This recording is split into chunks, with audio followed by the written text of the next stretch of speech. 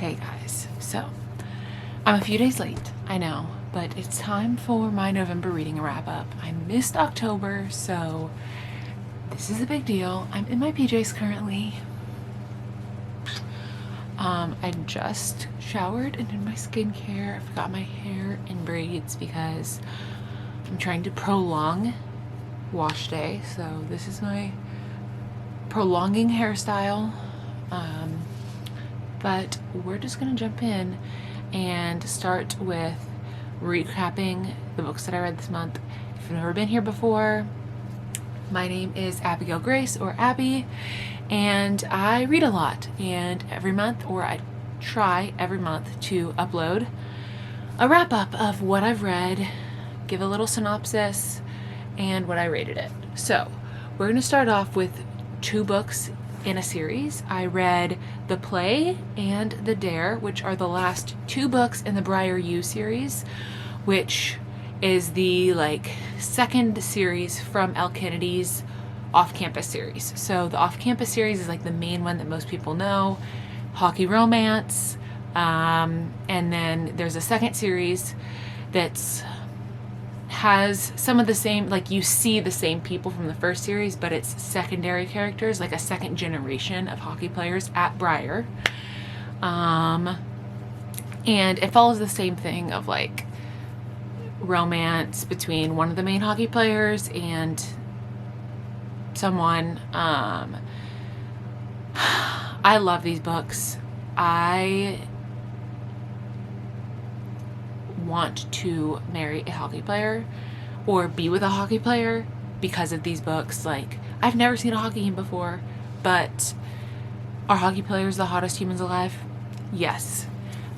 So needless to say, I gave both of these books good rankings. I think I actually gave them both 3 stars, which honestly they could be 4. They're 3.5, but when a book is just so this is the 8th book I've read. I've read now 8 books by Elle Kennedy following this same kind of formula, and by the 8th one you feel like you've kind of seen it all. So I think I rated the first book I read by her 5 stars, but then as you go you kind of okay, yeah, it's still good, still spicy, definitely 18 plus. The spice is there. They have sex, so be warned that that is happening, and that's really what you're getting when you read these books. The romance is top tier, chef's kiss, and there's not much more to say other than it makes me love hockey players and want to marry a hockey player. So those are the first 2 books that I read, and then next I decided to start reading some Christmassy themed things because it was now November, and we had to put up the Christmas tree in my house. So I read There's Something About Mary, which is a second book in a series. The first one, which was Nick and Noelle's Christmas playlist, or ultimate Christmas playlist, I read last year at Christmas time. So this one is new, it just came out this year for Christmas. And so the first one has the brother, and this one is the sister. So it's the same family, but different sibling, and the premise is it's a single dad who is the foreman on the Christmas tree farm, where Mary, who is the girl's name, the female main character, her name is Mary, obviously, and he is the foreman at the Christmas tree farm that her family owns, and she wants to one day take over the farm. So needless to say, a romance forms between them, but he has some baggage from his previous relationship, and he has a son, so it's something else to consider. But it was really good. Definitely some spice. I'd say 2 or 3 on the spice rating. It's definitely PG-16. There's sexy time. I don't know, at this point in my mind, everything's a blur of what happens in what book sometimes, as far as spicy scenes. This one does have some, so keep that in mind. but I gave it 4 stars. It's a good Christmas read. Like, there's really nothing, like, reading it any other time of year, unacceptable. Like, it's obviously a Christmas time book, and it gives you the good Christmas time vibes. It was what I needed for, like, coming into the Christmas season. So 4 stars. It was really good. Next, we have a book that I read physically in person that I actually pre-ordered because I love Lynn Painter so much. So this is The Do-Over by Lynn Painter. I did a whole synopsis on Instagram, on TikTok, that you can go watch if you want more about this, but this is 5 stars. I love Lynn Painter. She wrote my favorite book of last year, Better Than the Movies, which I honestly need to reread because it was so good. This is YA. Yay! No spice. There's some kissing, but like no spice. They're in high school. It's very sweet and innocent. The only thing that I don't love about it is it's like time loop trope of like she's reliving the same day over and over again, which is not my favorite trope, but I get over it because I love her writing and her characters so much. So if you haven't read anything by Lynn Painter, you need to. This is very good. Next. What is next? Oh, my camera just fell a little bit.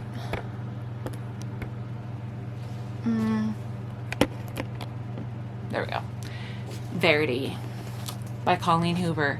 This one has been on my shelf for a while. Everyone has been saying, read Verity, read Verity. I've read not a lot. I've read a few Colleen Hoover books. They're good. She's not my favorite, but she does have a huge following, and this book blew up on TikTok a while ago, I think, but still, I had not had it spoiled for me. Like, I feel like Book Talk did a good job of team manuscript or team letter, like, and I'm like, what does that mean? But now, obviously, I know what that means.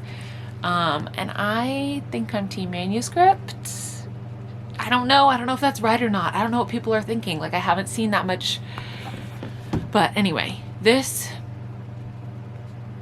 I mean, it's shocking. Like, truly, you don't know what's happening until the end. Like, you're like, there's so many like WTF moments where I'm just like staring like, what the freak just happened? Like, I just have to like, for a moment, and kind of like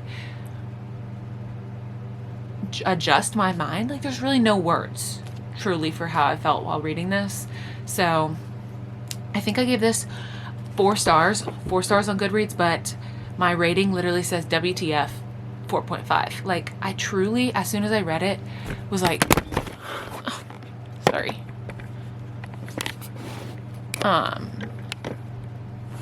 Like, as soon as I read it, was truly just like, what the freak? So it gets 4 stars on Goodreads officially, but it is 4.5. It was good and suspenseful, but spicy.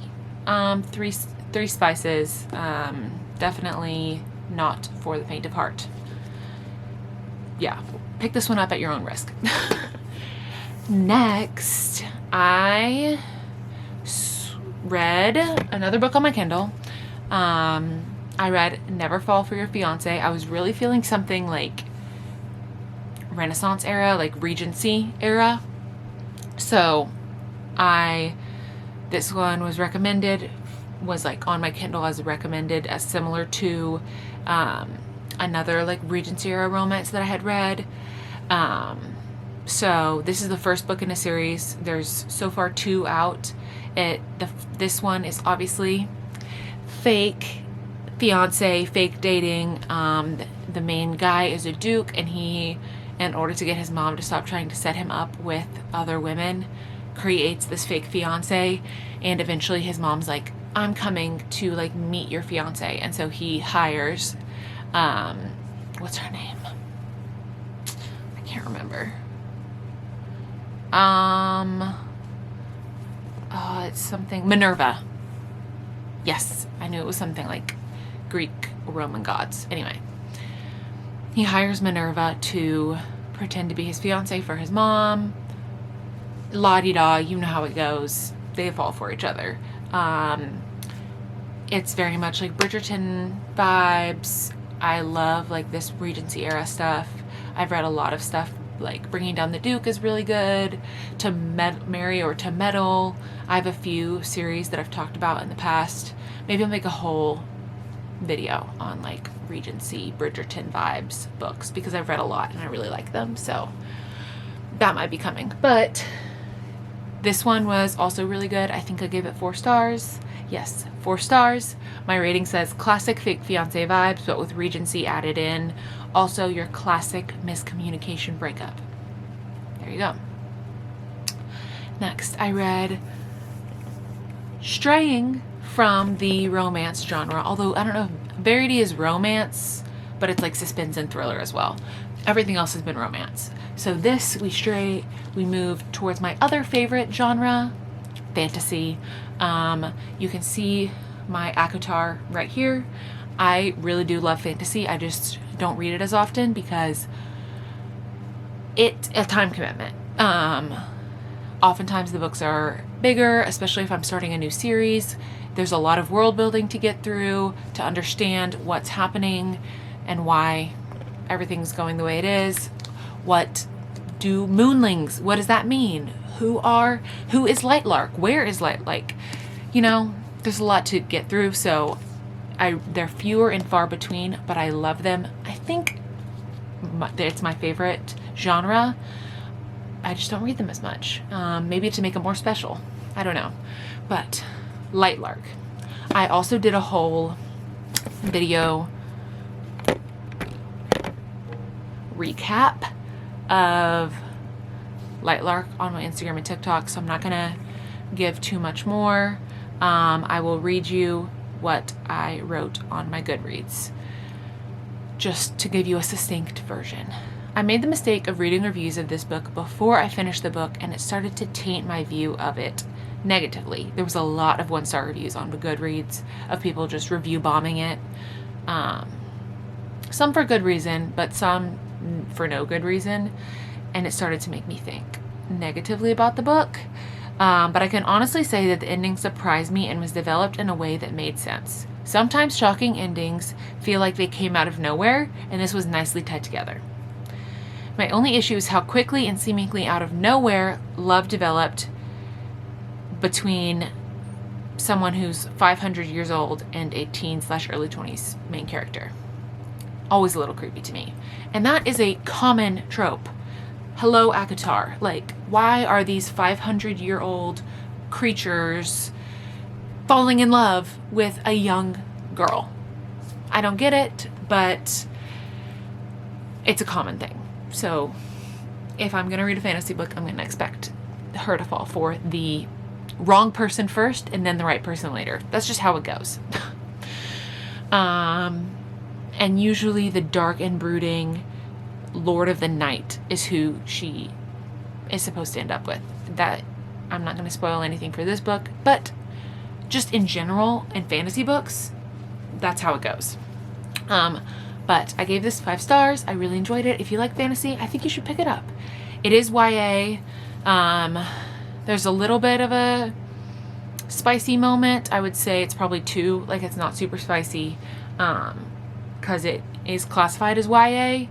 But just keep in mind, there is like a spicy scene. It's fade to black, so you don't actually read them having sex, but it happens, and you know it happens. So there's that. I think I read or listened to one more. This was my final book of the month, and that is Naughty and Niece, which, if you've watched any of my book videos before, I've talked about her Royal Spyness. I listen to these on and off. It's an audio book, and it's set in the 40s. It's a woman who's part of the royal family, and she solves mysteries. It's a 3-star book for me. Most of them are 3 stars. I just keep listening to them. I don't really know why, because they're comforting and easy for me to listen to. So like on the way to work in the morning, I can just put it on and it's calming to me. So those are the books that I read this month. I hope you enjoyed. And I'll see you next month for more books to recap. I have lots of vlog footage that I'm going through from Thanksgiving, so bear with me, but those will be coming soon, along with maybe more vlogs, like Vlogmas vibes. I don't know, I'm vlogging this weekend, so stick around and I'll see you in my next video. Bye.